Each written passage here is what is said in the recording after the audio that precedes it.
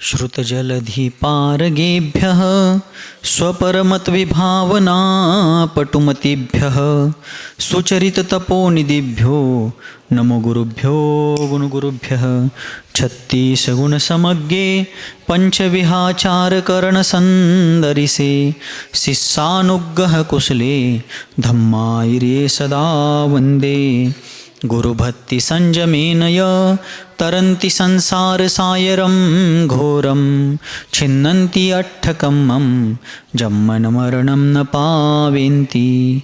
ये नित्यं व्रतमन्त्रहोमनिरता ध्यानाग्निहोत्राकुलः षट्कर्माभिरतास्तपोधनधनाः साधुक्रिया साधवः शीलप्रावरणा गुणप्रहरणाश्चन्द्रार्कतेजोधिकाः मोक्षद्वारकपाटपाटन् भटाः प्रीणन्तु मां साधवः।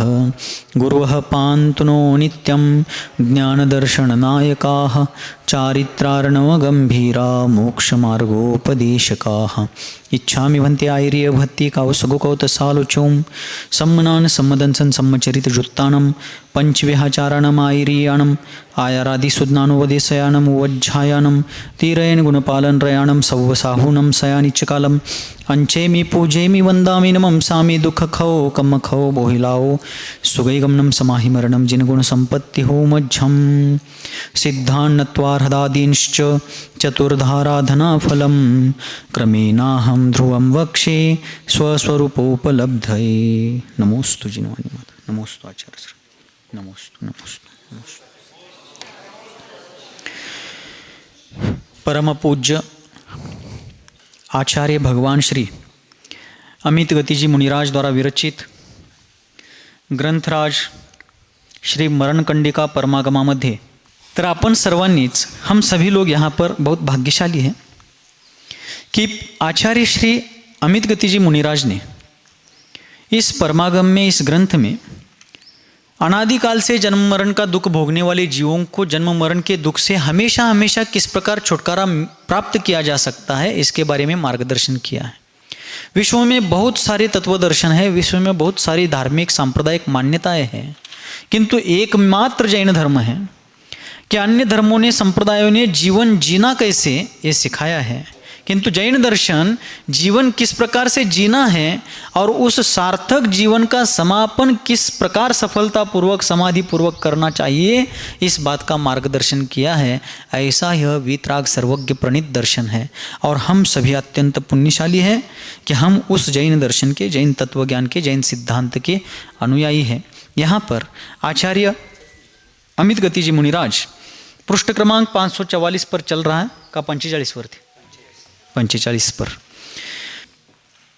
एक शरीर में आप अभी बस से आए, एक बस में कितने लोग बैठ कर के आए? भेलौडी के 42 लोग एक बस में आए। सांगली के कितने लोग एक बस में आए? हाँ, 30 के आसपास, ठीक है, 2-5 की संख्या आगे पीछे। इतनी बड़ी बस में 30-30, 35-35 ही लोग आ पाए, लेकिन जो शरीर माइक्रोस्कोप से नहीं देखा जा सकता, उतने आकार वाले शरीर में कितने जीव रहते हैं। सम्मेद शिखर जी की वंदना अपन करते हैं, वहां पर वंदना करते समय, पर्वत पर चढ़ते समय जाप पे क्या देते हैं? ओम ह्रीम अनंतानंत सिद्ध परमेष्ठिभ्यो नमो नमः। तो अनंतानंत, अब एग्जैक्टली उस विषय में जाने के लिए समय नहीं है, लेकिन एक बार आप लोगों को मैंने पहले भी कहा था, आज भी बताऊंगा। एक बार गोमटसार जीवकांड पूरा पढ़ पाए तो बहुत अच्छा है, नहीं पढ़ पाए तो कम से कम एक बार जैन गणित की व्याप्ति कितनी है और हमारे पूर्वाचार्य कितने महान गणित के विशेषज्ञ थे, इसको समझने के लिए गोमटसार जीवकांड की पर्याप्ति प्ररूपणा का तो कम से कम अध्ययन कीजिए। उसमें संख्यामान, उपमामान के माध्यम से अलौकिक गणित का जो वर्णन सिद्धांत चक्रवर्ती आचार्य नेमिचंद्र जी महाराज ने किया है, दुनिया का सुपर कंप्यूटर भी उसके सामने फेल है। क्या है? सचमुच फेल है। महान आचार्य हुए, नेमिचंद्र आचार्य, वीरसेन आचार्य, महावीर आचार्य, ऐसे बड़े बड़े धरसेन, पुष्पदंत और भूतबली आदि जैसे बड़े बड़े अतिवृषभाचार्य आदि ऐसे महान आचार्य हुए, जिनके सामने दुनिया का कोई भी गणित का विशेषज्ञ बहुत छोटा व्यक्ति है। औरों को छोटा कहने के लिए मैं आचार्यों को बड़ा नहीं कह रहा हूँ, सच में वे बहुत बड़े आचार्य हुए।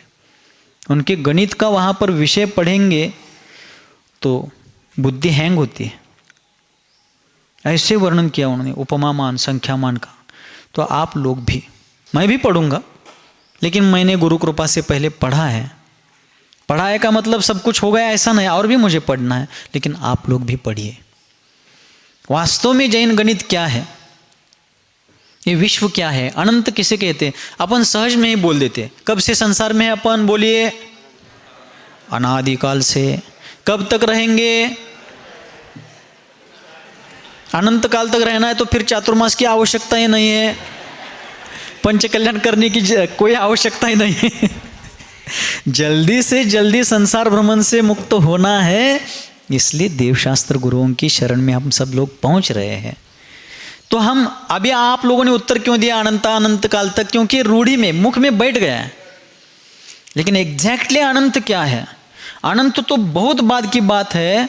जो संख्यात नाम की संख्या है, उसको भी सुपर कंप्यूटर के डिस्प्ले पर, स्क्रीन पर जगह नहीं मिल सकती, इतनी बड़ी संख्या है वो। इसलिए एक बार, बहुत बहुत मेरा आग्रह, एक बार पढ़िए गोमठसार जीवकांड का, कम से कम पर्याप्ति प्ररूपणा अधिकार में जो गणित दिया है उतना पढ़िए। समझ में नहीं आएगा शुरू में, बहुत बार प्रयास करने पर समझ में जरूर आएगा। मुझे आ रहा है मतलब आपको भी आएगा। ऐसा मैं इसलिए कह रहा हूँ क्योंकि मुझे 10वीं कक्षा में 10वीं इयत्तेमध्ये सामायिक परीक्षा में 150 अंक का बीजगणित, 150 अंक का भूमिति, 75 का बीजगणित और 75 का भूमिति, 150 अंक का गणित का पेपर, 150 में मुझे सिर्फ 2 मार्क मिले थे। और जब सामायिक परीक्षा के बाद हमारे सर थे, गोसावी सर, उन्होंने जब पेपर देते हैं देखने के लिए, मेरा पेपर ऊपर करके देखा था, अपने क्लास का हाईएस्ट विद्यार्थी है, देखो पेपर इसका, 2 मार्क। ये मैं इसलिए बता रहा हूँ, जब मेरे जैसे गणित के अनाड़ी व्यक्ति को भी करनानियों का खिलाड़ी बनने का भाव आया है, मुझे यदि वह गणित समझ सकता है, थोड़ा बहुत क्यों ना हो, पूरा की बात नहीं है, लेकिन थोड़ा बहुत यदि मुझे समझ में आ सकता है तो आपको भी अवश्य आएगा। जबलपुर चातुर्मास में मैंने यह घटना बताई, तो एक व्यक्ति वहाँ पर हमने शिबिर लिया था दशलक्षण में। उस शिबिर में अपनी श्रीमती जी को, पत्नीला, तिकडं श्रीमती म्हणतात ना, आपल्याकडं विधवा स्त्रीला श्रीमती म्हणतात, तिकडं सौभाग्यवतीला श्रीमती म्हणतात। वो अपने श्रीमती जी को छोड़ने आए थे, लेकिन जब मेरे 150 में से 2 अंक का उन्होंने प्रकरण सुना, वो भी पेपर में बैठे और पुरुष विभाग में वो प्रथम आ गए। मैंने सोचा मेरी असफलता का राज किसी को प्रेरणा देता है तो बताओ हर जगह। तो आचार्य कहते हैं अनंत की व्याप्ति इतनी बड़ी है, उसको तो छोड़िए, असंख्यात को छोड़िए, संख्यात की जो सीमा है वह भी सुपर कंप्यूटर के बाहर है, इतनी बड़ी राशि है। इसलिए एक बार उस गणित को समझने का प्रयास करें। ये इसलिए अभी बताने का प्रसंग है क्योंकि अनंत काल तक हम निगोद में रहे, और निगोद के एक शरीर में, एक निगोदी शरीर में अनंत अनंत जो सिद्ध परमात्मा अनादिकाल से वर्तमान काल तक पूरे 2.5 द्वीप से हुए, उनसे अनंत गुणे जीव एक निगोद शरीर में रहते।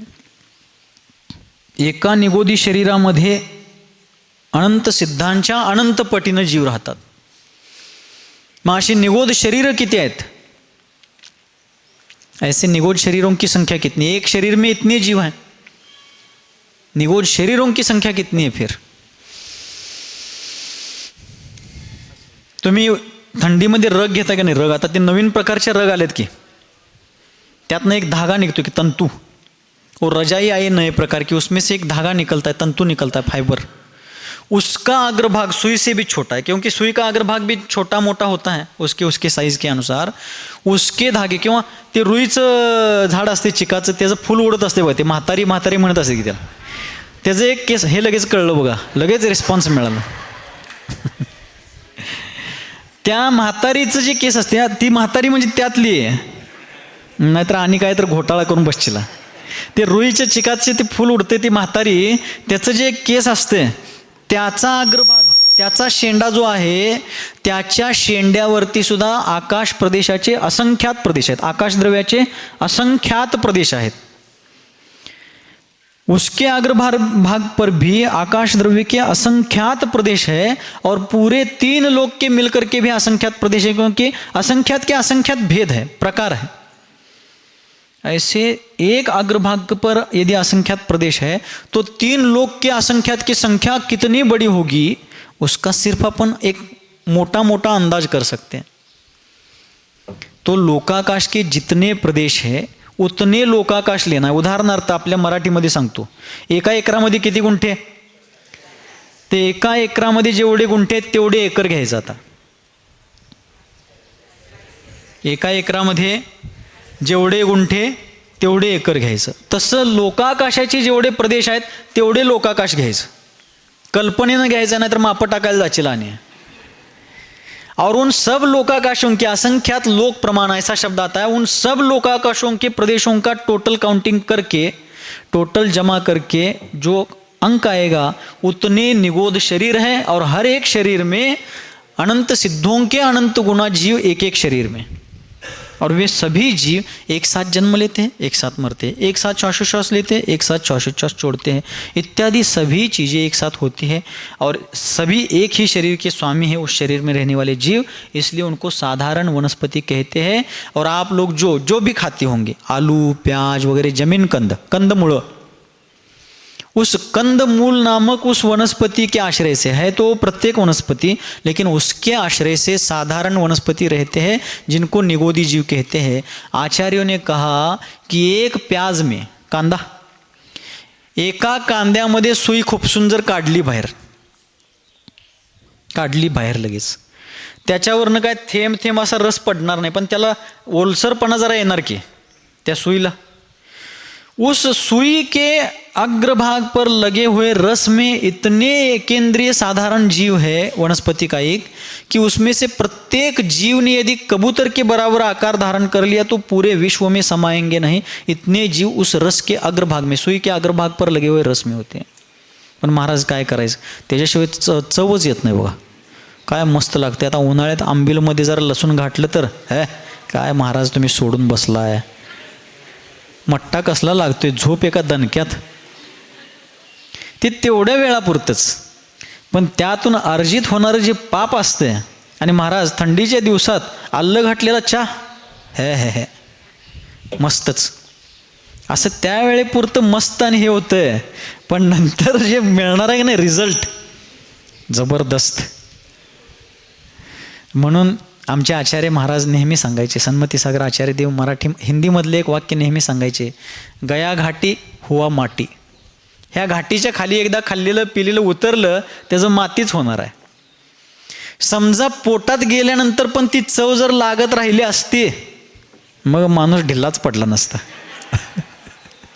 सारखं पोस्ट बॉक्समध्ये पत्र टाकल्यासारखं टाकतच राहायचं आपलं, नाही 2 मिनिटाचं इथं वरती असूपर्यंतच स्वाद आहे, जिभेवर असूपर्यंतच स्वाद आहे, खाली उतरल्यानंतर तो स्वाद नाही, पण आत गेल्यानंतर ते मातीच होऊन जाणार आहे। पण तेवढ्यासाठी अर्जित केलेलं जे पाप आहे ते पुढं भयंकर दुःखाला कारणभूत आहे। म्हणून या ठिकाणी आपण जिथं बसलेलो आहोत ती भूमी त्यांची समाधी भूमी आहे, ज्यांच्यामुळं आज आपल्याला जैनत्वाचा गौरव प्राप्त आहे। अशा आचार्य शांतीसागर महाराजांची समाधी भूमी त्यांनी अंतिम उपदेशामध्ये इथंच बसून सांगितलं आपल्याला, इथं म्हणजे वरती देशभूषण कुलभूषण भगवंतांचं मुख्य पायऱ्या चढायला जिथं चालू होतं तिथं उजव्या जाताना वर चढताना डाव्या हाताला जो कट्टा लागतोय त्या कट्ट्यावर बसून त्यांचा अंतिम उपदेश झालेला आहे। आणि त्यात त्यांनी बऱ्याच वेळेला सांगितलं, बाबांनो भिवू नका, कांदा लसूण खायला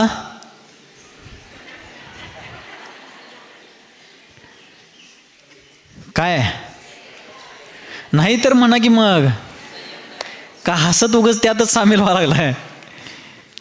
संयम धारण करायला भिवू नका। काय धारण करायला भिवू नका? हां, मग किती धारण करायचं ते तुमच्या शक्तीचा भाग आहे, त्यामध्ये कंपल्शन नाही, पण जरा तरी थोडा तरी संयम धारण करूया। आता चातुर्माससाठी बोलवायला आलाय, ज्यांचा चातुर्मास तुम्ही करू इच्छिता ते सगळे दिगंबर मुनी महाव्रती आहेत, तुम्ही अनुव्रती तरी बना। मग अनुव्रतामध्ये प्रतिमा धारण करण्याचा विषय येतो, लगच्या लगेच आता प्रतिमाच घ्या असं काही नाही, किमान एक काहीतरी आपल्या शक्तीनुसार तरी नियम घेऊया। संयम धारण करूया. काहीतरी शिखरजीला गेला तर काहीतरी आणताय की तिथनं, काय नाही झालं तर माती तर आणतायच की, काय नसलं तर काठी तर घेऊन जाऊयाच तिथली. येता येता बनारसी साडी काहीतरी आणतायच. त्या सगळ्या भौतिक गोष्टी आहेत, पण पारमार्थिक काहीतरी घेऊन जाऊया, काहीतरी प्रेरणा, काहीतरी उन्नतीची बीजं घेऊन जाऊया. एक साधा नियम सांगतोय, पण त्याचं फळ मोठं आहे. सर्वांनी एक नियम आज घेऊया म्हणजे घ्या, की आम्ही कोणत्याही चामडी वस्तू वापरणार नाही. खायचं प्यायचं राहू दे, नंतर बघू. कोणत्याही चामडी वस्तू आणि प्राणीजन्य वस्तू वापरणार नाही.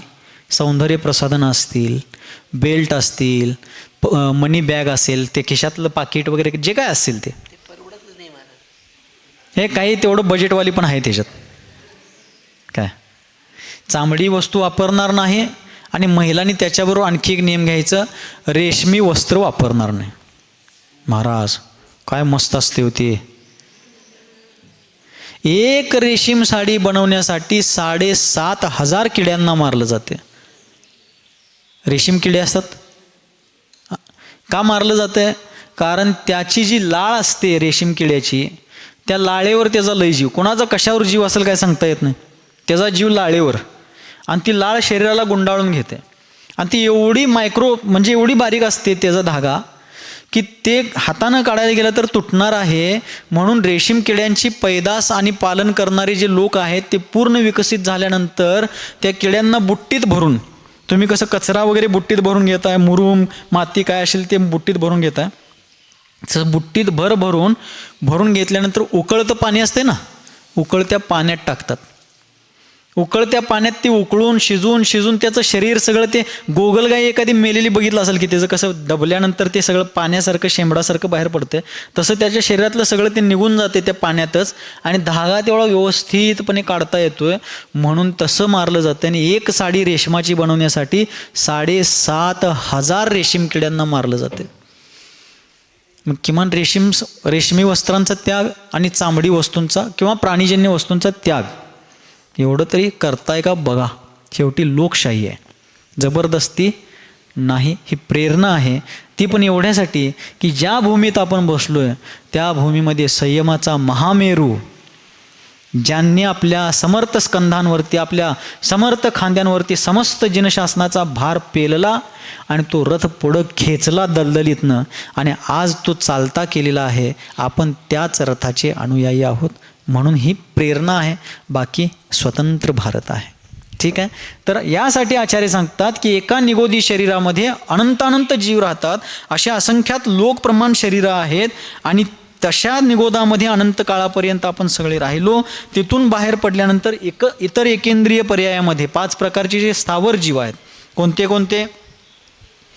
पृथ्वीकायिक, जलकायिक, अग्निकायिक, वायुकायिक आणि वनस्पतिकायिक, असे 5 प्रकारचे, ऐसे 5 प्रकार के जो एकेंद्रिय जीव हैं. वनस्पति में यहाँ पर प्रत्येक वनस्पति लेना, क्योंकि साधारण वनस्पति निगोद पर्याय वाला विषय अभी हुआ ही है. इस प्रकार एकेंद्रिय पर्यायों में यह जीव बल और वीर्य से रहित होता हुआ. बल और वीर्य में क्या फर्क है? आत्मिक शक्ति को वीर्य कहते हैं. आत्मा की जो शक्ति वीर्यांतराय कर्म के क्षयोक्षम से एक देश रूप से या पूर्ण क्षय से संपूर्ण रूप से प्रगटती है, उस आत्मबल को वीर्य कहा जाता है शास्त्रीय भाषा में. और शारीरिक बल, शारीरिक शक्ति, वाचिक शक्ति और मानसिक शक्ति को बल कहा जाता है. भौतिक शक्ति है ना, शारीरिक हो, मानसिक हो, वाचिक हो. वाचिक यानी वाणी की शक्ति, ये भौतिक है, बाह्य रूप में है, शारीरिक स्तर पर है, इसलिए उसको बल कहा जाता है. और आत्मशक्ति को, आत्म तत्व के सामर्थ्य को वीर्य शब्द से कहा जाता है. तो यह जीव एकेंद्रिय पर्याय में भटकता हुआ, बल और वीर्य से हीन होता हुआ, रहित होता हुआ नहीं कहा है, हीन शक्ति, अत्यंत कमकुवत, अत्यंत कमजोर दशा शक्ति की, उस दशा में जीव की हुई. और ऐसा करता हुआ चिरकाल तक भ्रमण करता है. इन स्थावरों में अर्थात एकेंद्रिय जीवों में किस प्रकार का दुख है? पीसे जाना, भरडून काढणे. आपण बघतो की माती वगैरे कशी भरडून काढतात, रोलर फिरवतात किंवा अनेक प्रकारे खोदतात, करतात वगैरे. दगडांना मोठमोठ्या खाणीतून काढून स्टोन कशरमध्ये त्यांचा क्रश केला जातो आहे, अशा प्रकारे. अथवा जलाना, लकड़ी मतलब पेड़ वगैरह जलाते हैं. हम लोगों ने बहुत बार देखा आते समय अभी रास्ते में, या आप लोगों ने भी देखा होगा, गर्मियों के दिनों में पहाड़ों पर जो सूखी घास होती है, बरसात में घास अच्छी उगे इसलिए सूखी घास को आग लगाते हैं, लेकिन उस घास के आश्रय से कितने कीड़े वगैरह रहते हैं, चींटियाँ रहती है, छोटे छोटे क्षुद्र जीव रहते हैं. अथवा बड़े बड़े पेड़ रहते हैं खेत की मेड़ पर, मेड़ म्हणजे बांध, शेताचा बांध असतो ना, पेड़ रहते हैं और पेड़ के आसपास घास फूस वगैरह ऐसे काहीतरी तणकट उगवलेलं असते, उसको आग लगाना, उसकी लपटे उस पेड़ को भी झुलसा देती है, होरपळून सोडतात झाडांना. सांगली में एक ऐसी घटना घटी थी विश्राम बाग के आसपास, एग्जैक्टली लोकेशन ध्यान में नहीं है. वहाँ पर चाय और पान पट्टी की टपरी वालों ने उनका रोज का जो कचरा है एक बहुत बड़े बड़ के पेड़ के नीचे रोज इकट्ठा करना और जलाना, और जलाने से उस पेड़ के नीचे का जो जड़ था वो कमकुवत हुआ था, कमज़ोर हुआ था.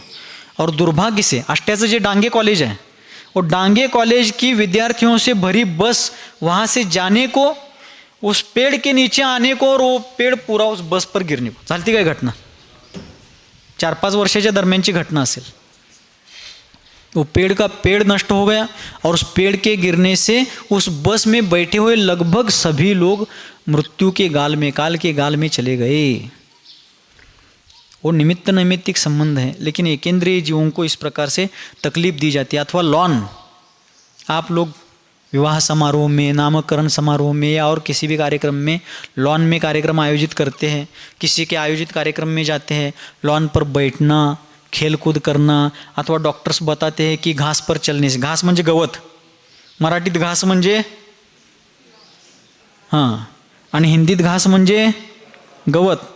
आम्ही हिंदी भाषेत तिकडं करणं, मध्य प्रदेशात असताना इकडली लोक आहार द्यायला आलती, आणि ते आहार देताना म्हणाली, महाराज एक घास घ्या, एक घास घ्या. तिकडली लोक काय बावरून बघायला आली, ही घास का घाला लागल्यात महाराजांनी म्हणून, कारण भाषेमध्ये फरक आला ना, फरक होतं. मग डॉक्टर सांगायला लागले, डॉक्टर बताते हैं घास पर चलने से आँखों की रोशनी बढ़ती है. हमारे आँखों की रोशनी बढ़ाने के और भी उपाय होते हुए भी लोग घास पर चलते हैं, लेकिन अपनी आँखों की रोशनी बढ़ाने के लिए कितने जीव नीचे कुचले जाते हैं. मनुष्य सिर्फ स्वार्थ देखता है. 2 पंक्तियाँ बहुत मार्मिक एक जगह मैंने पढ़ी थी, डिंडोरी चातुर्मास में, बहुत मार्मिक पंक्तियाँ थी. उसमें उन्होंने कहा था, पेड़ों को काटने कुछ लोग आए हैं मेरे गांव में, झाड़ तोड़ायला. पेड़ों को काटने कुछ लोग आए हैं मेरे गांव में, अभी धूप बहुत तेज है कहकर बैठे हैं उसी की छाव में. लोक एवढी चॅप्टर आहेत, ती झाडं तोडायला आल्यात, पण अजून ऊन लई कडक आहे, दुपारचं ऊन आहे, आत्ता तोडलं तर उन्हातच आम्हाला बसायला लागणार म्हणून त्या झाडाच्या सावलीखाली दिवसभर बसले, जाताना त्याच्यावर कुऱ्हाडीचा घाव संध्याकाळी घालून गेले. म्हणजे एकेंद्रीय जीवांचं दुःख किती आहे हे याच्यात सांगितलं जातं. सम्मेद शिखर जी पर एक फलक लगा है पहाड़ चढ़ते समय, उस पर लिखा है कि पेड़ पत्थर फेकने वाले मानव को फल देते हैं. दगड मारणाऱ्यांना पण आंब चिंचा वगैरे देतात की झाडं. पेड़ पत्थर फेंकने वाले मानव को फल देते हैं और मानव फल देने वाले वृक्ष को जड़ से काट देते हैं. ही मानसाची दशा है. ज्या त्या जीवांचं कर्म है, उन जीवों का भी कर्म है, नहीं ऐसा नहीं है, लेकिन एकेंद्रीय जीवों का दुख क्या है उस बारे में यहाँ आचार्य महोदय मार्गदर्शन कर रहे हैं, प्रकाशित कर रहे हैं उस विषय को. जलाना, बुझाना, अग्नि को जलाते हैं, बुझाते हैं, पकाना. कितने ही जीवों को, ये मांसभक्षी जो लोग होते हैं, जीवित दशा में उनको पानी में पकाया जाता है. जिवंतपणे कोंबड्या वगैरे शिजवतात, जिवंतच पाण्यात टाकून. पश्चिम बंगाल में कलकत्ता के बाहर से एक हुगली नदी जाती, हुगली, हावड़ा ब्रिज उसी पर है. कंटाळा आलाय काय, शास्त्र राहिलं बाजूला, बाकीचं सांगायला आलं, त्याच्याशी संदर्भित है. हुगली नदी में कुछ ऐसे क्रूर कर्मा लोग हैं. एक बार पढ़ने में आया था कि वहाँ के लोग अनेक प्रकार का मांस खाते हैं, और उसमें कछुए का मांस खाने वाले भी लोग हैं, कासवाचं मांस. तो कछुए का मांस बेचने वाले जो लोग हैं वहाँ के, वे क्या करते हैं, हुगली नदी में उतर करके कछुए पकड़ते हैं, कासव पकड़तात, और कछुए के पीछे के पैर को बांधते हैं रस्सी से, बारीक बारीक डोरे ऐसे कि नायलॉनचे वगैरह, उससे बांध करके उस खूंटी को नदी के तट पर गाड़ते हैं और उस रस्सी से उसको बांध करके छोड़ते हैं। वो कछुआ नदी तट के पानी में ही रहता है। जैसे ही कोई ग्राहक आता है तो वे मांस विक्रेता रस्सी से उस कछुए को बाहर खींचते हैं और जितनी वो डिमांड करता है उतना ही काट करके वजन करके दे देते, फिर से उस कछुए को पानी में छोड़ते। ना ढंग से जीने देते हैं ना पूरा मरने देते हैं। तड़प तड़प करके वे प्राणी कितना श्राप देते होंगे, किती तळमळत असतील। 2 मिनट के स्वाद के लिए काल्पनिक शक्तिवर्धन की दृष्टि से लोग ऐसा काम करते हैं, लेकिन इतना दुख इन जीवों को मिलता है। मसल डालना, छीलना, करोत से कुल्हाड़ी से काटे जाना, करवतीनं कुऱ्हाडीनं वगैरह कापने, बहा देना आदि वचन के अगोचर ऐसे महान भयानक दुखों को यह जीव भोगता हुआ आया है। यह संसार विशाल एवं भयावह एक नदी है। या संसाराला नदीची उपमा दिली, उपमा अलंकार आहे। यह संसार विशाल एवं भयावह एक नदी है जिसमें पाप रूप जल प्रवाह है, अनेक प्रकार के दुख रूपी महाआवर्त उठ रहे हैं। उसमें यह अज्ञान से आकर डूबता है, प्रवाह में बहता जा रहा है। कौन? हम सबकी बात चल रही आहे। दुसऱ्या कोणाचं तर सांगायला लागले तर आपण ऐकून घराकडे जायचं असं नाही आहे। आपलंच सर्वांचं आजपर्यंत काय काय झाले ते सांगायला लागलेले आहेत। हे संपूर्ण संसार, संसार म्हणजे काय? धनगोळा, करगोळा, पारगोळा, भला, मणी, ते संसार नाही, ते प्रपंच आहे। लोकव्यवहारात त्यालाच प्रपंच संसार म्हणतात लोक। आमचा संसार सुखी आहे, चादरवर उशीवर पण लिहिलेलं असते की सुखी संसार, सारखं होरपळून निघतात खरं वर लिहिलेलं असते सुखी संसार म्हणून। चटकेवर चटके बसायला लागल्यात, खरं सुखी संसार म्हणून त्याच्यावर लिहिलेलं आहे। तर त्या गोष्टीला संसार हे लौकिक दृष्टीने म्हणतात, पण वास्तविक संसार म्हणजे मनुष्य, देव, नरक आणि तिर्यांच्या अशा 4 गतींमध्ये जन्म, मरण, शारीरिक, मानसिक, पारिवारिक, आर्थिक इत्यादी अनेक प्रकारच्या दुःखांचा अनुभव करत, दुःख कष्ट सोसत 4 गतीमध्ये भटकणे, भरकटणे याला संसार म्हणायचं। असा हा संसार एका भयावह नदी समान आहे। उपमा दिली त्या संसाराला की हा संसार एक विशाल आणि भयावह नदी समान आहे की त्या नदीमध्ये पापरूपी जल वाहत आहे। नदीमध्ये कसं पाणी वाहत असते तसे या 4 गतिरूप संसारामध्ये पापरूपी जल वाहत आहे आणि त्या जलामध्ये, त्या पाण्यामध्ये अनेक प्रकारच्या दुःखरूपी महाआवर्त उठत आहेत। आवर्त म्हणजे भवरे, नदीत भवरे उत्पन्न होतात की कोणतर त्या भवऱ्यामध्ये सापडला की खाली तळाला जातो असं म्हणतात। आता एक्झॅक्टली माहीत नाही, पण बऱ्यापैकी असं बोललं जातं। तर या संसार रूपी नदीमध्ये अनेक प्रकारच्या दुःखरूपी भवरे उत्पन्न होत असतात आणि अशा या पापरूपी जलानं वाहणाऱ्या दुःखरूपी भवऱ्याने भरलेल्या संसार रूपी नदीमध्ये हा संसारी जीव अज्ञानाने येऊन बुडा लागलेला आहे। संसारामध्ये का बुडा लागलोय, संसारामध्ये का भटका लागलोय? एकच कारण आहे, अज्ञान। कशामुळं? अज्ञानामुळं। आणि त्या अज्ञानामुळंच आपण सगळेजण या संसाररूपी नदीमध्ये वाहत, प्रवाहपतीत होऊन बुडत, घटकाळ्या खात, पाणी पीत, वर खाली होत, अर्थात दुःख भोगत अनादी काळापासून भटका लागलोय। तर या सगळ्याचं कारण सांगितलं अज्ञान। का बरं अज्ञानाला घेतलं कारणामध्ये? कारण अज्ञानामुळंच हा जीव धर्माला अधर्म, अधर्माला धर्म, पापाला पुण्य, पुण्याला पाप, सत्याला असत्य, असत्याला सत्य, सुखाला दुःख, दुःखाला सुख, चांगल्याला वाईट, वाईटाला चांगलं, असं सगळं विपरीत मानत, विपरीत जाणत, विपरीत प्रवृत्ती करत भटका लागलेला। आणि हे अज्ञान आपल्याच पूर्वोपार्जित कर्माचा उदय, आपलीच त्या प्रकारची वाईट योग्यता आणि आपलंच त्या प्रकारचं वाईट भवितव्य, याच्यामुळं हे सगळं आपल्या नशिबी आलेलं आहे, आपल्या जीवनात आलेलं आहे। पण याचं निवारण देखील आपल्यालाच करावं लागणार आहे। त्याच्यामध्ये देवशास्त्र गुरु सहाय्यक मार्गदर्शक बनतील, पण काम तर आपल्यालाच करावं लागणार आहे।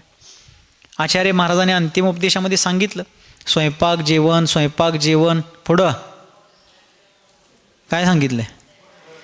नुसता एवढं म्हटल्यानं पोट भरणार, मग काय करायला लागणार? काय? घास घ्यायच्या आधी पहिला भाकरी करायला नको आहे? लगेच घासच घ्यायला लागला होय, यान होई कॅन भारी ऐकला याला. स्वयंपाक जेवण तयार नाही, नुसतं म्हणल्यानं पोट भरणार नाही म्हणाले तिने. आधी स्वयंपाक तयार केला पाहिजे, त्याच्यानंतर ताटात घेतला पाहिजे, ताटातनं हातात घेतला पाहिजे, हातातनं तोंडातनं मग पोट भरणार. तसं ह्या गोष्टी फक्त म्हणून होणार नाहीत, त्याला फॉलो केलं पाहिजे. अज्ञान दुःखाला कारणभूत आहे. कसं, दोघं मित्र होते, फार घनिष्ठ मैत्री होती त्यांची. पण ते मैत्री घनिष्ठ असली तरी देखील एक सदाचारी होता आणि दुसरा दुराचारी होता. एक निर्व्यसनी होता, धर्मात्मा होता, पुण्यात्मा होता, देवशास्त्र गुरूंची भक्ती करणार, भगवंतांचा रोज अभिषेक पूजन करणार, स्वाध्याय जप तप व्रत संयम सगळं त्याला जेवढं जमत होतं ते सगळं करणार. आणि दुसरा होता तो सप्त व्यसनामध्ये मेरुमणी होता. आणि असं असताना सज्जन मित्र दुर्जन मित्राला रोज सांगायचं, अरे असं करू नको रे, दारू पिऊ नको रे, जुगार खेळू नको रे, असं करू नको रे, तसं करू. तेव्हा म्हणणार, असू दे रे, तू सांगतोयस ते मला बरं वाटतंय, कर ते काय मला जमणार नाही, तुझं तू करतोयस कर जा म्हणणार. आणि तो उलटं याला सांगणार, चल की जरा पिऊन येऊया माझ्या संगत चल म्हणणार. तेव्हा म्हणणार, काय खूळ लागले का तुला, मी येत नाही, जा बाबा तुझं तू बघ म्हणणार. एके दिवशी सकाळच्या वेळी ह्यो सज्जन मित्र ज्यावेळी अभिषेकला सोहळं नेसून जायचा त्याच वेळी ह्यो दवाखान्याच्या रस्त्यावर दिसला. आणि त्याच वेळी तो दुसरा मित्र त्याच्या दवाखान्यातनं घराकडे येत होता दारू पिऊन. दुर्जन मित्र दारू पिऊन घराकडे येत होता सकाळी सकाळी, आणि ह्यो अभिषेकला जायचं सोडून दवाखान्याला चालला होता. त्याला आश्चर्य वाटलं, अरे सोहळं नेसून ह्या वेळेला तू बस्तीत असणार आणि आज इकडं कुठं काय, दवाखान्याला का चाललंस. काय नाही रे, कालपासून जरा अंगावर काटा यायला लागलाय, जरा थंडी वाजून यायला लागले, ताप आल्यासारखं वाटायला लागले, कणकण आल्यासारखं वाटायला लागले, जरा डॉक्टरकडे चाललोय, औषध घेऊन येतो. तेव्हा म्हणायला लागला, काय शान आहेस, चल त्या डॉक्टरचं काय उपयोग आहे, माझं औषध जरा घेऊन ये चल म्हणायला लागला. त्याचं औषध म्हणजे काय हे लगेच कळते तुम्हाला खरं. तेव्हा म्हणाला, माझं औषध घेऊन ये चल जरा, ह्या तुझं त्या डॉक्टरचं काय उपयोग नाही चल म्हणला. तेव्हा म्हणला, अरे काय असं करायला लागलायस, तुझं औषध घेऊन हे जाणार आहे आजार, पण मी येत नाही बाबा म्हणलं, तुझ्या औषधानं ते काय जाणार नाही आणि ते पाप आहे म्हणलं. अरे म्हणला, तुला माझ्या औषधाची महिमाच माहीत नाही अजून, किती वर्ष झालं तुला सांगायला लागलो, चल जरा घे. नाही रे त्यानं काय होत नाही, उगाच काय तर खूळ लावू नकोस, चल जरा घे माझं औषध म्हणायला लागला पुन्हा. अरे त्यानं काय जाणार आहे काय कणकण, का असं करायला लागलायचं म्हणताना तो म्हणला, माझ्या औषधाची किंमत तुला माहीत नाही अजून. बघ माझं औषध म्हणजे दारू घेतल्यामुळं माझी जमीन गेली, बँक बॅलन्स गेला, घर गेलं, त्या सगळ्या जाण्यानं बायकोसुद्धा पोरांच्या सकट माहेरला निघून गेली आणि तुझी कणकण जात नाही, चल म्हणला. अज्ञान, विपरीत ज्ञान. आणि असल्या विपरीत ज्ञानामुळं हे एक उदाहरण झालं लौकिक दृष्टीनं. तशाच प्रकारे कुदेव कुशास्त्र कुगुरूसुद्धा संसारी जीवांना असाच विपरीत उपदेश देतात.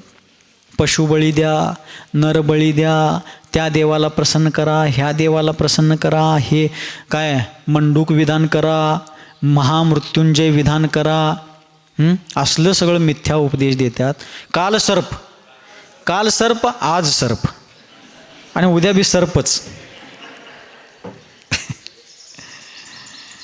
कसला काल सर्प आणि हे सर्प घेऊन बसलाय.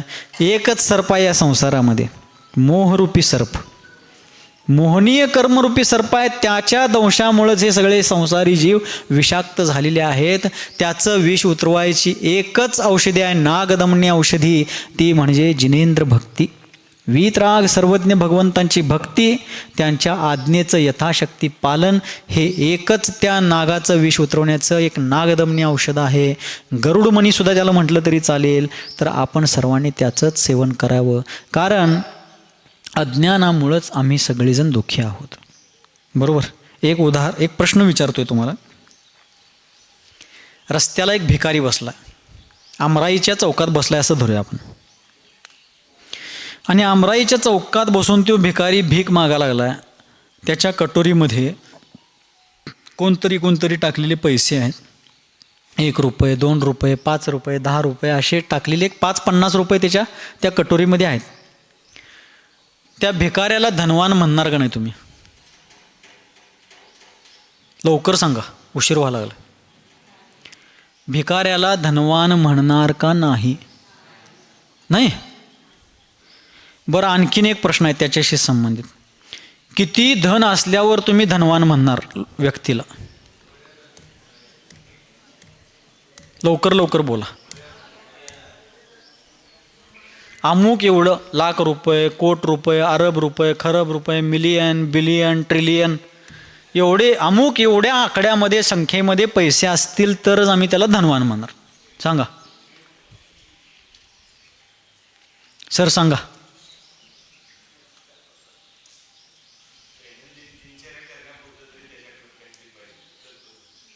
पण तेवढं असून सुद्धा काय काय हिणवत्यातच की, म्हणे तीन केलं ऊन केलं मग ते स्कॉलर मॅग मारते रिगाडता. नेमकं किती पैसे असल्यावर तुम्ही धनवान म्हणणार तेवढं सांगा. आता एक्झॅक्टली संख्या, परफेक्ट व्याख्या पाहिजे बघा. बडा घर पोकळ वासा असं बी म्हणतात. कर्ज काढून ठेवला आणि बुलेटवरनं फिरायला लागलाय म्हणतात. काय वाटेल ते म्हणतात. मग नेमकं किती पैसे असल्यावर धनवान म्हणाय? तुमची कोणाची बुलेट आहे काय? म्हणतानाच मागं चुळबुळ झाली वाटतं जरा. नेमके किती पैसे असल्यावर तो व्यक्ती धनवानांच्या श्रेणीमध्ये येणार? बर, ज्याच्याजवळ धन आहे तो म्हणा. ज्याच्याजवळ धन आहे तो धनवान. बरोबर. धनवानाची व्याख्या काय आहे? ज्याच्याजवळ धन आहे तो. मग भिकाऱ्याजवळ आहेच की. धनवानाची सामान्य व्याख्या, प्राथमिक व्याख्या हीच आहे, ज्याच्याजवळ धन आहे तो धनवान. बरोबर. मग भिकाऱ्याला धनवान का म्हणत नाही तुम्ही? मागून घेतलेले पैसे आहेत. मग तसं मागून आणणारी उसणं घेणारी लई जण आहेत. अंबानी सुद्धा मागून घेतला बँकेकडनं. सगळीजणच मग त्या चौकटीत आरोपीच्या पिंजऱ्यात येतात. मग म्हणूनच हा प्रश्न फार कोड्याचा आहे. धन आहे तो धनवान ही सामान्य प्राथमिक व्याख्या झाली, पण किती धन किंवा कसलं धन मागून घेतलेलं म्हणलं तर मग अंबानी सुद्धा येणार बघा त्याच्यात. बरोबर. जगातले मोठमोठे उद्योगपती सुद्धा त्याच्यात येणार, कारण त्यांनी सुद्धा काही त्यांचं दाखवण्यासाठी का असेना ते कर्ज घेतलेले आहेत. म्हणून आचार्य सांगतात की ज्याच्याजवळ धन आहे तो धनवान असं म्हटलं जातं प्राथमिक दृष्ट्या, कारण धनच त्या व्याख्येला कारणभूत आहे. मग त्या भिकाऱ्यानं मागून घेतलेला आहे, कोण याचना केलेला आहे, कोण चोरून आणलेला आहे, कोण कसं बुडवून आणलेलं आहे, कसलं का असे ना, धन ज्याच्याजवळ आहे तो धनवान आहे.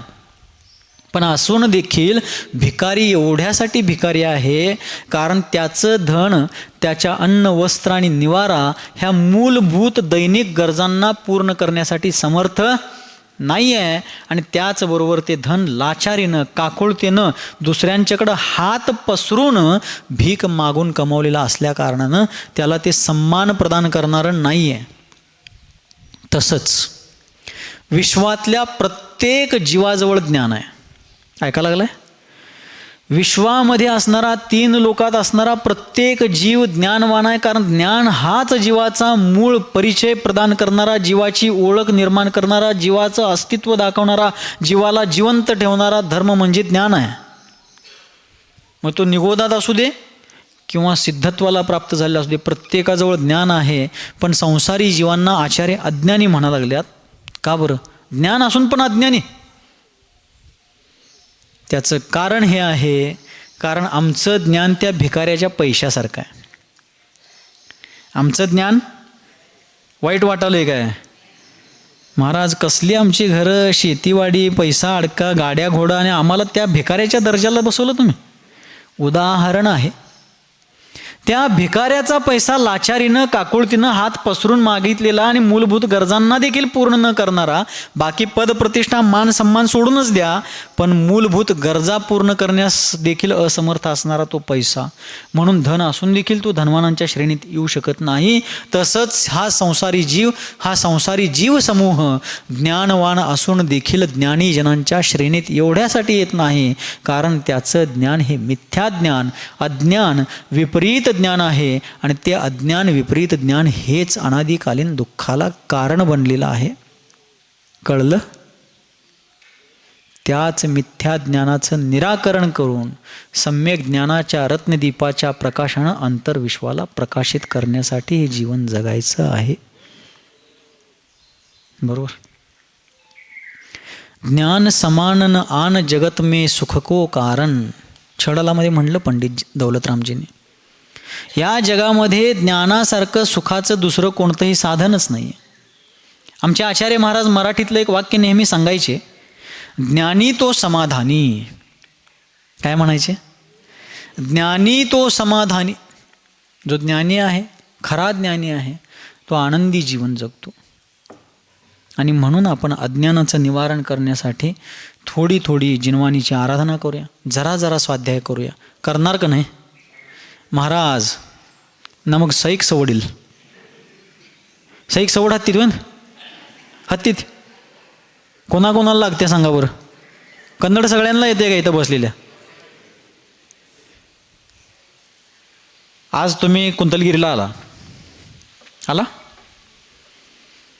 आज सवड काढूनच आलाय का? तर रोजचे कामं जी तुमची असतात, मंदिरला ते रोज जात आहेत, ते तुमच्या दैनिक कार्यक्रमामध्ये. मग सांगलीत बोर्डिंगला जावा, गावभागात जावा, निमिनाथ नगरला जावा, ते दैनिक कार्यक्रमातला एक विषय आहे. कुंतलगिरीला येणं हे दैनिक कार्यक्रमातला विषय नाही आहे.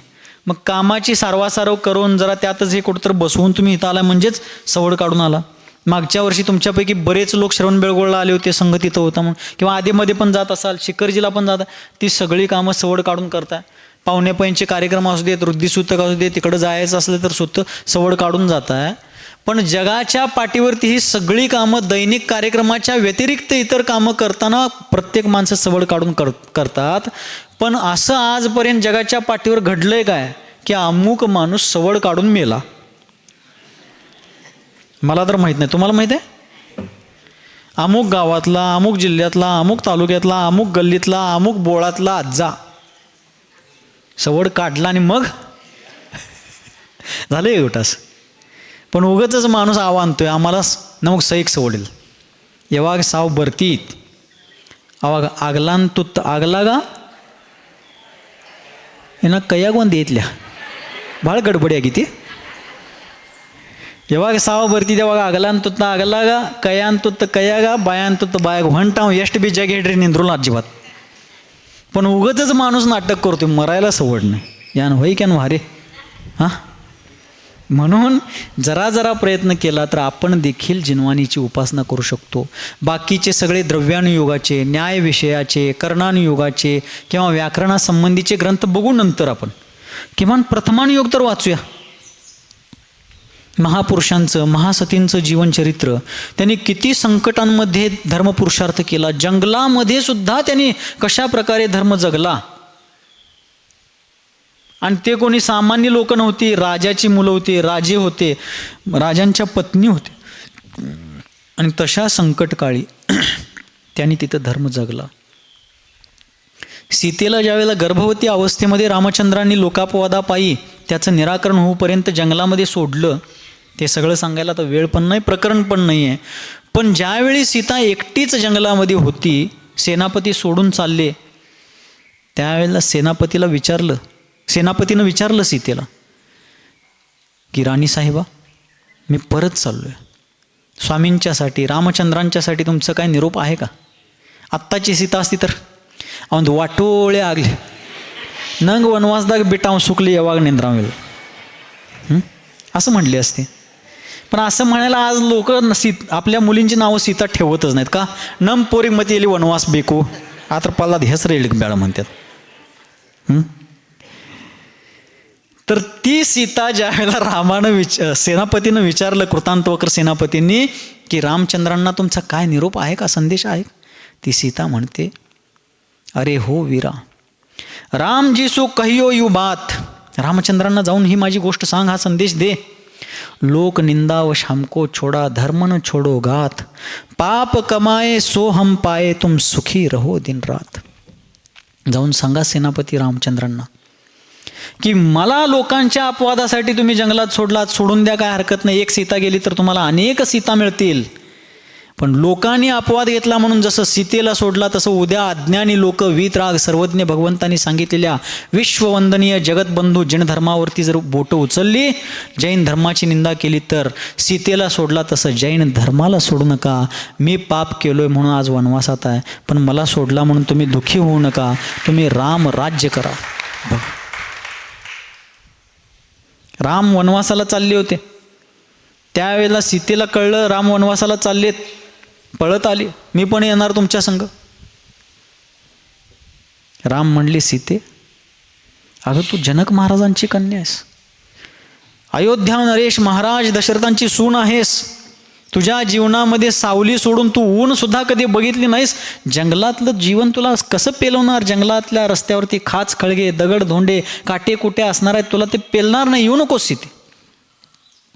सीता म्हणते, अग्रतस्ते गमिष्यामी मृदनं तृणकंटकान. हे स्वामीन, ज्यावेळी तुमच्या जीवनामध्ये तुमच्या मार्गावरती खाच खळगे दगड धोंडे आणि काटेकुटे तुमच्या रस्त्यात असतील, त्यावेळी जनक कन्या आणि दशरथाची सून ही सीता आपला पदर आपली ओटी पुढं करून तुमच्या रस्त्यावरचे काटे आपल्या पदरात घेऊन तुमचा मार्ग निष्कंटक करत पुढं चालेल आणि तुमच्या जीवनात सुखाचे दिवस असताना तुमच्या पाठीमागच चालेल. राम वनवासात जाताना सीता म्हणते, मी येणारच, तुमच्या मार्गातली काटे पदरात वेचण्यासाठी येणार. आजची सीता असती तर आकडे उगू सलवाग नंग माडकोइन दिर्यान, पहिला प्रश्न असा असता. त्यातनं पण स्वतःला सावरून म्हणले असते, ಒಂಟಿದಿರಿ ಹೋಗ್ರಿ ನಂಗೇನು ಬರ್ಗ್ ಜಂಸಲ್ಲ ಬಂದ ಮ್ಯಾಗ ನಂಗೆ ಫೋನ್ ಮಾಡಿರಿ ಅಷ್ಟೇ ತಗ ತವ್ರ ಮನೆಗೆ ಹೋಗಿ ಬರ್ತೀನಿ. माप काढायला लागलो नाही आत्ताच्या सीतांची मी, पण आत्ताची सहनशक्ती आणि त्यावेळचा संयम किती फरक पडला. म्हणून प्रथमान योग वाचायचं. आत्ता काय तर जरा झालं या नन वनवास हेळली, वन कुठं आहे ते सुद्धा माहीत नाही, पण चर्चा वनवासची. हां या नन वनवास ಹೇಳಿ ಯಾನ್ ಜಗದ್ವರ್ತ್ ಕರ್ಮೇತೇನ್ ಯಾನ್ ಎಲ್ಲ ನನ್ನ ಪಾಲಿಗೆ ಬತ್ತೇನ್ ಯಾನ್ ದ್ಯಾವ್ರೆಲ್ಲ ಚುಲು ಚುಲು ಎಂಥವ್ರನ್ನ ಒಯ್ಕದ ನಂಗೈಯಲ್ಲಿ ಮರ್ತಿದ ಯಾನ್ ಠಾಂಕಿ ದ್ಯಾವ್ರ ಒಯ್ಕ ಬೆಳಗ್ಗೆ ಎಷ್ಟು ಡ್ರೈವರ್ ಇದಾವಂತ ಹಾಂ दाढी अवघड येते याला. भावार्थ हा आहे, जरा काय झालं नाही तोपर्यंत चर्चा वनवासची. ज्याने खरोखर वनवास भोगला ते किती संयमी होते. सीता रामाबरोबर वनवासला गेली, मला ते संयम वनवासच वाटत नाही, कारण रामासारखा महापुरुष शोभतीला असताना, लक्ष्मणासारखा पहाड पुरुष शोभतीला असताना कसला वनवास तो. पण ज्यावेळी एकटी गर्भवती सीता पोटामध्ये 2 पुत्रांचा गर्भभार घेऊन त्या वनामध्ये राहिली, आसपास जंगलातल्या अंधाराशिवाय कोणीच सोबतीला नव्हतं. सीतेनं फार धैर्यानं संयमानं सहन केलं, पण कितीही सहन केलं तरी शेवटी ती देखील माणूसच होती. कधी कधी तिला पण अश्रू अनावर व्हायचे, डोळ्यातून अश्रूंचे थेंब ओघळायचे. रविशेन आचार्य पद्मपुराणमध्ये लिहितात, ज्या वेळेला सीता सहन करून देखील संयमाच्या पलीकडे ज्यावेळेला ते दुःख व्हायचं त्यावेळेला रडायची. त्यावेळेला सीतेचं रडणं बघून जंगलातली हरणं देखील रडायची. हो, वाचा की एकदा पद्मपुराण, किमान असलं चरित्र तरी वाचूया. त्यातनं आपल्याला समजेल की मी प्रत्येक पावलाला वनवास म्हणायला लागलोय. खरा वनवास काय असतो आणि तो सहन कसा केला जातो. पांडव पुराण वाचूया. 5 पांडव इंद्रप्रस्थासारखं साम्राज्य स्वतःच्या खांद्यावरती उभं करणारे, पण द्यूतामध्ये इंद्रप्रस्थाचं राज्य गमावून वनवास अज्ञातवास भोगणारे पांडव तितकेच संयमी होते. लाक्षागृहामध्ये त्यांना कौरवांनी जाळण्याचा प्रयत्न केला. पितामहांच्या सूचनेमुळं, विदुरांच्या सूचनेमुळं त्यातनं ते वाचून निघाले. पण त्यातनं बाहेर पडल्यानंतर त्यांनी कौरवांना शिव्याशाप दिले नाहीत. ही प्रेरणा आपल्याला त्यातनं मिळणार आहे. कशासाठी? मनोरंजन किंवा टाइमपास म्हणून वाचायचं नाही आहे, आपण त्यातनं काहीतरी आपलं जीवन घडवायचं आहे. मग वाचले लगेच आपण तसे महापुरुष होणार आहे असं नाही आहे, पण किमान एक पाऊल तरी तिकडं पडेल की. पाऊल नाही पडलं तरी किमान तोंड तरी तिकडं वळेल. म्हणून कोणीतरी विचारकांनी एका ठिकाणी म्हटलेलं आहे की प्रारंभी महान होणं गरजेचं नाही आहे, सुरुवातीला महान असणं गरजेचं नाही, पण महान बनण्यासाठी सुरुवात करणं गरजेचं आहे. म्हणून रोज एक 10-15 मिनटं तरी स्वाध्याय करूया. वेळ नाही का? बऱ्याच लोकांची रात्र, इकडं बघा, काय तुम्ही बोला, काय अभ्यास हो, कशाला भिलवडे आणि सांगलीला येतं एवढा अभ्यास असल्यावर चातुर्मासला, असं म्हणजे स्क्रीन सरकवणे. बऱ्याच लोकांची रात्र स्क्रीन सरकवण्यात सरकून जात्या. पण आचार्य म्हणतात स्क्रीन सरकवण्यात जीवन सरकून जाण्यापेक्षा जिनवानीचं पान पलटा, जीवन पलटून जाईल. जरा जरा स्वाध्याय करूया, जरा जरा जिनवानीची आराधना करूया.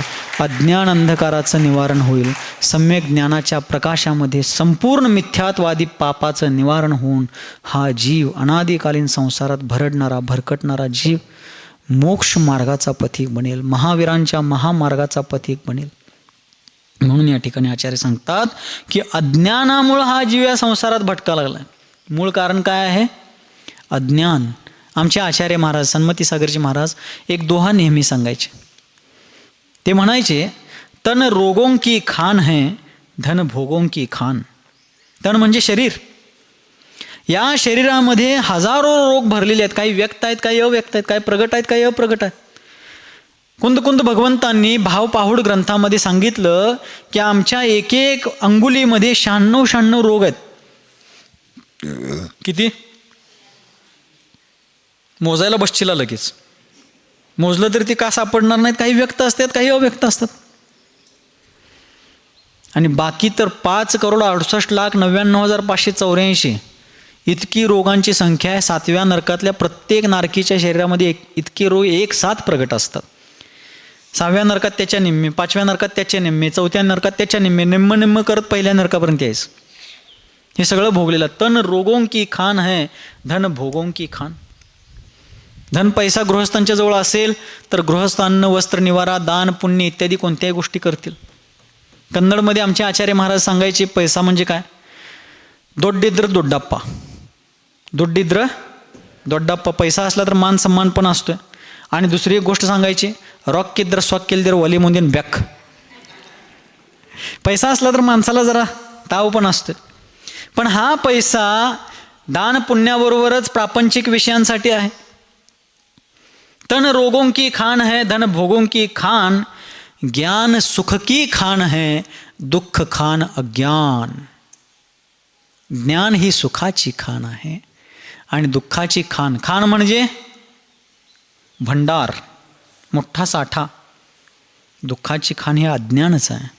अज्ञानामुळंच आपण आजपर्यंत धर्माच्या नावावर अधर्म केला, हिताच्या नावावर अहिताचाच मार्ग आम्ही क्रमिला. आणि म्हणून आजपर्यंत आम्ही खूप चालूनही कुठंच पोहोचलो नाही, इथंच भटकतोय. वारामुंग्या असतात का नाही, गाळी एरवी किती पळतात दिवसभर, पण संध्याकाळी जिथनं चालू केलेलं असते सकाळी तिथंच संध्याकाळी असतात ते. आणि कदाचित संध्याकाळी व्हायच्या आधीच दुसरं पर्याय त्यांनी धारण केलेलं असतं चिरडून. एक भजन आपल्याकडं म्हणलं जातं. आमचे आचार्य महाराज शुल्लक अवस्थेमध्ये म्हणायचे, बांधून डोळे घाण्याभोवती व्यर्थ किती फिरणार, बांधून डोळे घाण्याभोवती फेऱ्या किती घेणार, वृषभा व्यर्थ तुझा संसार. कुपवाडचे कवी बाळ चौगुले यांनी रचलेलं भजन आहे. म्हणजे घाण्याचे जुंपणारी जे बैल होती पहिला, उसाच्या घाण्याला असू दे किंवा तेलाच्या घाण्याला असू दे, त्याच्या डोळ्यावर पट्टी बांधून त्यांना दिवसभर हाकायचं असते. संध्याकाळपर्यंत चालणार, पाय मेटाकुटीला येणार. संध्याकाळच्या वेळेला त्या बैलांना वाटणार आता सकाळपासून चालला लागलो, संध्याकाळपर्यंत आता फार लांब आलो असणार. डोळ्यावरची पट्टी काढली, तेच घाणा, तेच चिप्पाड, तेच रस, तेच वास, तोच माणूस, सगळं तेच के. तसं आजपर्यंत आपण भरपूर चाललो, पण आचार्य आपल्या चालण्याला चालणं नाही, भटकणं म्हणतात. काय म्हणतात? आणि ह्या भटकंतीला कारण आहे अज्ञान. तर भटकायचं असेल वडरी गाडी, सुटायचं असेल यातनं कोणाकोणाला सुटायचं आहे? तुम्हाला काय माहीत सगळ्यासनी म्हणून मी म्हणतो मला सुटायचं नाही. काय म्हणणं आहे तुमचं? असं एखादा म्हणू शकेल असं मी सांगायला लागलो. मी म्हणत नाही आहे तसं. सगळ्यांनाच सुटायचं आहे. तुम्ही उत्तर का दिला? कारण जे त्रिभुवन में जीवानंत, दुःख चाहे सुखते भैवंत. उरपाट झालं काय? म्हणजे ऐकायला लागलं ध्यानानं. जे 3 लोकात सगळे जीव आहेत ते सगळे दुःखाला घाबरतात आणि सुखाचीच इच्छा करणारे आहेत. म्हणून तुम्ही सगळ्यांचं वकीलपत्र घेऊन टाकला की सगळ्यांना सुटायचं. पण सुटणं एवढं सोपं देखील अशक्य नाही आहे. अशक्य बिलकुल नाही, पण कष्टसाध्य आहे, श्रमसाध्य आहे. आमच्या धर्मसागरजी महाराजांनी असंच एका प्रवचन सभेमध्ये प्रश्न विचारला की स्वर्गाला कोण कोण जाणार आहे, हात वर करा बघू. सभेत विचारलं होतं प्रवचनच्या. बरेच लोक हात वर केले. पुन्हा महाराज म्हणले मोक्षाला कोण कोण जाणार, हात वर करा. राहिलेल्यांपैकी जवळजवळ सगळ्यांनी हात वर केले. महाराज म्हणले नरकाला जायचं कोणाचं बेत आहे काय, कोणच हात वर केलं नाही. 3 ऑप्शन होते, स्वर्ग, नरक आणि मोक्ष. बसलेल्या सगळ्या लोकांपैकी एक व्यक्तीला सोडलं तर बाकीचे सगळे लोक स्वर्ग आणि मोक्ष 2 ऑप्शन निवडले होते. एक बहाद्दर होता, त्यानं 3पैकी कोणताच ऑप्शन चॉईस केला नाही. त्याला विचारलं अण्णा काय बेत आहे तुमचं, काय म्हणताय, कोणीकडे जायचं म्हणताय. म्हटलं महाराज खरं सांगू काय. महाराज म्हटले खरंच सांगा. महाराज खरं सांगायचं म्हटलं तर माझं मोक्षालाच जायचं विचार आहे. पण प्रवचनला येताना घरातनंच ऑर्डर मिळाल्या की प्रवचन झालं की नीट गोल घराकडे यायचं, इकडं तिकडं कुठं जायचं नाही. म्हणताना घराकडे जायला लागणार आहे, नाहीतर मला मोक्षाला जायचं भाव आहेत महाराज. बंधन आहे हो हे, प्रापंचिक बंधन एवढं सोपं आहे काय. लोक बालब्रह्मचारी बालब्रह्मचारी बालब्रह्मचारी सारखं म्हणतात. त्या बालब्रह्मचाऱ्यांच्या पेक्षा खरा हिसका कोण दाखवला प्रपंचाला तर ह्या लोकांनी दाखवला. खरंच की चेष्टा नाही आहे. आमचं काय कशात काय पायच बांधलं नव्हतं, ह्यांच्या पायात बेड्यान साखळ्यान काय काय बांधलेलं म्हणायचं ते. हां पण असा हिसका लगावला की ते सगळं तुटून पडलं, एकदम एका झटक्यात आले. सोपं नाही आहे. मुलांच्या जबाबदाऱ्या आत्ता सध्या तर तुम्ही अनुभव घ्यायला, लग्नच किती अवघड झालेलं आहे. तसलं सगळं आवरून आपली कर्तव्य आवरून ह्या मार्गावर येणं आता तर लय अवघड झाले. ह्यांच्या काळात जरा ते सोपं होतं, त्यांनी ते चटक्यात आवरलं, मोकळं झाले, आले. पण आले हे सुद्धा सामान्य पुरुषार्थ फार प्रापंचिक जीवनातनं बाहेर पडणं फार कठीण आहे. आमचे आचार्य महाराज एक उदाहरण सांगायचं तेवढं सांगतो आणि गीतेची शपथ घेऊन थांबतो. एक राजा होता, राजा. आणि त्या राजानं एक सर्वे करायचं ठरवलं त्याच्या राज्यामध्ये. काय करायचं ठरवलं, सर्वे. कसला सर्वे. त्याच्या मंत्रिमंडळातल्या लोकांना बोलवलं आणि सांगितलं बघा आपल्या राज्यात जेवढे पुरुष आहेत, पुरुष त्यांचा सर्वे करायचा. काय सर्वे करायचा आहे, बायकोचं कोण कोण ऐकतंय आणि कोण कोण ऐकत नाही तेवढं सर्वे करायचं. आणि त्याच्यासाठी काय करा, एक 2-3 ट्रॉली भरून नारळ घेऊन जावा आणि एक 2-4 घोडी घ्या. म्हटली कसली घोडी, काटेवाडी घोडे, मोठे चांगली अरबी घोडे. का, बायकोचा ऐकतोय म्हणला त्याला नारळ द्यायचं आणि ऐकत नाही म्हणणारा तो खरा शूरवीर आहे त्याला घोडं द्या म्हटलं. पण त्यांनी नारळच देताना 2-3 ट्रॉली दिली ते, कारण त्यांना माहीत होतं काय खपणार आहे जास्त. ते पहिलाच अंदाज होता. चालले राजाचे लोक विचारत विचारत विचारत चांगली बस स्टँडवरनं चालू केले, पार वखार भागापर्यंत येऊस तर 3 ट्रॉल्यापैकी 2.25-3 ट्रॉले संपले होते त्यांचे. सगळं संपलं, अमराईच्या चौकात आले, विचारतच चालली होती दौंडी पेटवत तिने. शेवटी एक धिप्पाड उंच पुरुष आला. काय चाललंय म्हणला, तुम्ही काय विचार चाललाय. काय नाही हो, ते राजानं सांगितलंय बायकोचं कोण कोण ऐकताय कोण कोण ऐकत नाही ते आम्ही विचारत चाललोय आणि ते सर्वे चालू आहे. हे म्हणला बायकोचं ते मी काय ऐकत नाही अजिबात. म्हटलं कसली बायको, कोण दुसऱ्या घरात नाही तिचं आम्ही ऐकायचं काय. म्हटलं जरा लय बोलला तावात तावात, हे बहुतेक शूरवीर दिसतोय. म्हटला एक तर घोडं आपण खपवून जातोय आज. म्हटली ती सगळी घोडं सोडली त्याला, घे बाबा तू शूरवीर सुरमा आहेस म्हटली, घेऊन जा घोडं म्हटली. हे बी ऐटीत घोड्यावर बसला, घोडं उडवत गेला की घराकडं. बायको अंगणातच काय तर घरकाम करत बसली होती. घोड्यांचा टापाचा आवाज ऐकले आणि वळून बघितल्या, अहो नम्मावर आमचं ह्यानी मेक्की त्यांनी काय बोलले नाही, चर्चा नाही, घरात काय सांगितले नाहीत. आज काय मिरजेचा बाजार बी नाही, बुधवार नाही, आणि घोडं कसं काय अचानक आणले म्हणली. तेवढ्यात तो भाद्दर अंगणात आला, घोड्यावरनं उतरलाच, तावात असं ऐटीत घरात चालला. बायको विचारली काय होई, घोडं कुठनं काय आणला. अगं ते राजाची लोक विचारत चालली होती, कोण बायकोचं ऐकते कोण ऐकत नाही. मी ऐकत नाही म्हणलो, मला घोडं दिले. असं चांगलं केलं घोडा आणला ते, पण आणून छानून काळं का आणला, पांढरं तर आणशीला का नाही म्हणून. गार दिवशी फिरवलाच बघा घोडं लगेच. तेवढ्यात ती राजाची लोक आमराई चौकातनं आंबेडकर स्टेडियमपर्यंत पोचली होती, लई लांब गेली नव्हती. तिचा विचारत जाताना त्यांना बी वेळ लागला. ते आंबेडकर स्टेडियमच्या त्या चौकात गेली ती. ह्यो आलाच बघा मागणं. मग मागं वळून तिने बघितली, कारण मागणं घोड्यांचा आवाज, टापाचा आवाज यायला लागला. ह्यो आणि का आला भाद्दर म्हणा लागली. तेवढ्यात गेलाच की. काय बाबा आणि का आलास परत? काय नाही हो, मला ती काळं घोडं नको झाली, पांढरं पाहिजे. कोण सांगितलं?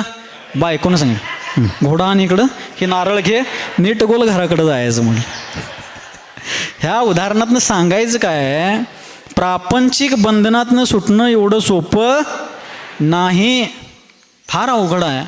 ह्या सर्व महाराजांनी आपल्या जबाबदाऱ्या पूर्ण करून का होईना, आजची म्हातारी माणसं शिक्षकांची मापं काढत नाही बरं का मी, कारण आमचे आचार्य शिक्षक होते आणि त्यांचे गुरु म्हणजे आमचे गुरु पण शिक्षकच होते.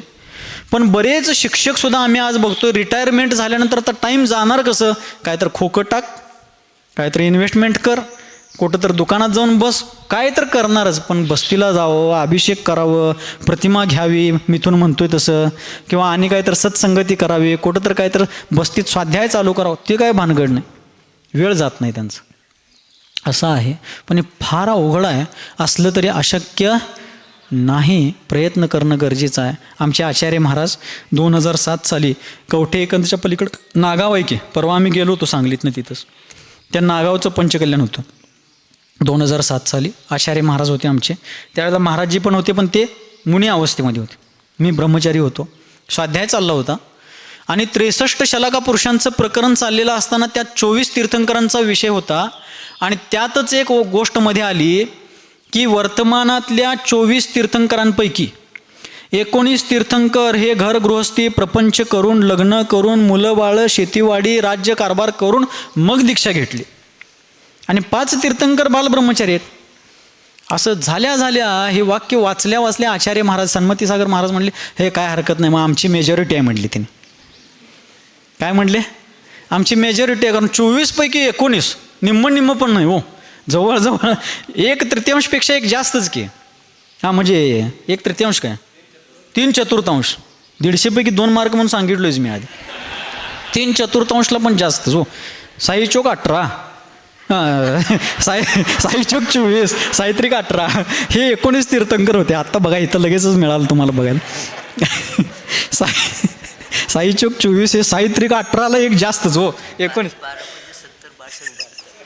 मला गणित सांगणारे महाराजांनी पण एकदा गणित असं केलं, 12 पंचे 70, 12 संग 72 होते. बोलायच्या ओघाओघात होते असं आगमसागर महाराज. तर महाराज म्हणायला लागले, हे 24 पैकी 19 तीर्थंकर लग्न करून आलेत म्हटल्यावर आमची मेजॉरिटी काय हरकत नाही म्हटली. मग मी ब्रह्मचारी होतो, तिथंच एका कोपऱ्यात बसून ऐकत होतो. गप बसायला पाहिजे होतं ऐकून, पण खोडसाळपणे मध्येच बोललो, आचार्यश्री तुमची मेजॉरिटी असली तरी वर्तमानात शासनकाळ आमचा आहे हो म्हटलं, कारण महावीर भगवान बालब्रह्मचारी आहे, त्यामुळे शासनकाळ आमचा आहे. असं मी म्हटल्यावर त्यांना राग यायला पाहिजे होता.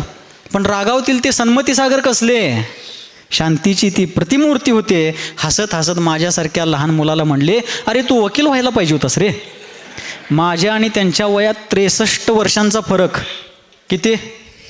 63. त्यांची नातवंडसुद्धा माझ्यापेक्षा वयानं मोठे आहेत, पूर्वाश्रमीचे. पण समोरच्या एखाद्या व्यक्तीची खरी गोष्ट सत्य म्हणून स्वीकारणं हा मोठेपणा त्यांच्यामध्ये होता. कारण ते एक संस्कृत सुभाषित नेहमी सांगायचे, बालादपि सुभाषितम ग्राह्यम. हे संस्कृत वाक्य नेहमी सांगायचे की लहान मुलानं जरी एखादी चांगली गोष्ट बोलली तर ती स्वीकारायची. त्यांनी म्हटले, अरे तू वकील व्हायला पाहिजे होतास रे. म्हणजे 19 तीर्थंकर बालब्रह्मचारी न राहता गृहस्थीतनं आले, 5 ब्रह्मचारी राहिले. तसं बघितलं तर 24च्या 24 तीर्थंकर घर गृहस्थीतनंच लग्न करूनच दीक्षा घेत असतात. पण वर्तमानामध्ये अवसरपिनी, हुंडा अवसरपिनी काळाच्या प्रभावानं 5 तीर्थंकर बालब्रह्मचारी राहिले.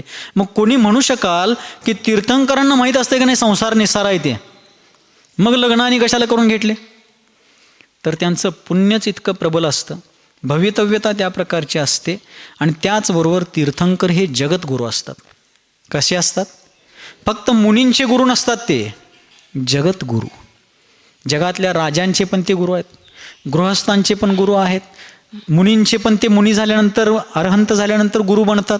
म्हणजेच विश्वातल्या एकूण एक प्राणीमात्रांना त्यांच्या त्यांच्या भूमिकेमध्ये कशा प्रकारे सज्जनतापूर्वक जीवन जगलं पाहिजे हे त्यांच्या आचरणातून, त्यांच्या जीवन दर्शनातून सतत दिसून येत असतं. वयाची 8 वर्ष अंतर्मुहूर्त पूर्ण झाल्याबरोबर ते तीर्थंकर श्रावकांच्या 12 व्रतांना धारण करतात. पुढं जाऊन ते मुनिदीक्षा वगैरे घेतील, पण 8 वर्ष वयाची पूर्ण झाल्याबरोबर प्रतिमाधारी श्रावक बनतात. बघा, राजपुत्र आहेत ते, पुढं राजा होणार आहेत. चक्रवर्ती देखील काही तीर्थंकर झाले तरी देखील त्याने 8 वर्ष पूर्ण झाल्यावरती प्रतिमा धारण केले. आत्ता माणसाला कानाला दिसणं, डोळ्याला ऐकू येईना, असं सगळं झालं तरी सुद्धा त्याला काय समजणं झालं अजून, की बाबा माझा अजून जरा काहीतरी अजून वेळ हाय हातात, तोपर्यंत काहीतरी कल्याण करून घ्यावं. बरोबर का नाही? मग बोला की. महाराज, कानाला दिसत नसते, ऐकू येत असते, डोळ्याला ऐकू येत नसते, दिसत असते, म्हणजे ध्यान देऊन ऐका हे सांगण्यासाठी असं कोडं टाकलं. म्हणून तीर्थंकरांचं जीवन, ते राजे होतात, तर राजानं राज्य कसं केलं पाहिजे? राजाचं राज्य हे कल्याणकारी असलं पाहिजे. राजाचं राज्य हे प्रजेच्या शोषणासाठी नव्हे, तर त्यांच्या सम्यक पोषणासाठी असलं पाहिजे. याच्यासाठी तीर्थंकर राजे देखील बनतात. न्यायप्रिय मेरी भावनामध्ये एक पंक्ती येते की हो, धर्मनिष्ठ होकर राजा भी न्याय प्रजा का किया करे. राजा धर्मनिष्ठ असला पाहिजे आणि प्रजेबरोबर त्यानं न्यायच केला पाहिजे. असे हे तीर्थंकर असतात. तर आपण सर्वांनी यातून प्रेरणा घेऊया. रोज थोडा थोडा स्वाध्याय करूया. कोण कोण करायला चालू करता? जे करत आहेत ते करतातच, पण जे करत नाहीत त्यापैकी कोण कोण चालू करणार आता स्वाध्याय? महाराज, तुम्ही किती जरी सांगितला तरी आम्ही काय आमचा हेका सोडणार नाही, कारण तो आमचा जन्मसिद्ध अधिकार आहे. जरा जरा करा. नाही केला तरी काय हरकत नाही, तुमचा विषय आहे. आम्हाला देखील माहिती आहे की आम्ही जितकं सांगतो ते सगळेच लोक लगेच फॉलो करतात असं नाही. तरी देखील आम्ही का सांगतो? एवढ्या पूजा पंचकल्याणक विधिविधानांना आम्ही धावपळ करतो, का करतो? त्याचा मुख्य उद्देश गुरुदेवांनी सांगितला होता. काय सांगितला होता? त्यांनी शास्त्रातला वीरसेन आचार्यांचा संदर्भ दिला. ते म्हणाले, कुठंही ज्या ठिकाणी पोचता येईल, जाता येईल तिथं जावा, पण त्या ठिकाणी जाऊन तिथल्या लोकांना थोडाफार का होईना शास्त्रोक्त धर्मोपदेश द्या. तुम्ही हे लक्षात ठेवलं पाहिजे की तुम्ही सांगितलेल्या सगळ्या गोष्टी तत्काल सगळेच लोक फॉलो करतील असं नाही. तरी देखील त्यांना जिनवानीचे 2 शब्द एवढ्यासाठी सांगा, कारण ते सांगताना सन्मतीसागर आचार्यदेव म्हणाले, वीरसेन आचार्यांचं उदाहरण देऊन ते म्हणाले की वीरसेन आचार्यांनी धवलामध्ये सांगितलेलं आहे की एकदा जरी ऐकलेली जिनवानी ऐकल्यानंतर ऐकणारा विसरून जरी गेला, फॉलो करायचं तर राहू दे, विसरून जरी गेला, तरी एकदा जरी श्रद्धापूर्वक जिनवानी ऐकली, तरी ती एकदा ऐकलेली श्रद्धापूर्वक जिनवानी पुढच्या जन्मी केवळ ज्ञानाच्या प्राप्तीला कारणभूत बनते. म्हणून सर्वांना जेवढं जमेल तेवढं सांगत राहावा. म्हणून आम्ही धावपळ करतो. नाहीतर काय, कुठल्या पूजेला गेलं, प्रतिष्ठाचार्य त्यांची दक्षिणा घेतात, संगीतकार त्यांचं काय असेल ते पगार घेतात, आचारी त्याचं काय असेल ते एस्टिमेट घेतोय, मंडपवाला त्याचं पैसे, हत्ती घोडेवाले त्यांचं. आमचं काय आहे तसलं काय नाही आहे. पण आमचं कामच हे आहे की आपल्या हिताबरोबर प्राणीमात्रांच्या हितामध्ये निमित्त बनणे. आद हिदम कादव्वम यदि सक्कै पर हिदम च कादव्वम. ही कुंद देशना आहे, हा त्यांचा आदेश उपदेश आहे. तेवढा पालन करणं आमच्याकडूनही पूर्णतया शक्य होत नाही, पण जेवढं होतं ते गुरुकृपेनं आम्ही सर्वजण करतोय. ही त्यांचेच आशीर्वाद, कृपा, अनुकंपा आहे. आपल्या सर्वांचाही सहयोग आहे. परंतु आपण सर्वांनी आणखीन थोडासा पुरुषार्थ आपल्या आत्महितासाठी करावा आणि आपल्या जीवनाला सार्थक करावं. याच मंगलमयी भावनेसहित बोलिये गुरुवर आचार्य भगवान श्री सन्मती सागरजी मुनी महाराज के. जिनवानी घेऊया. प्रभु देव तुम्हारे पवित्र मुख से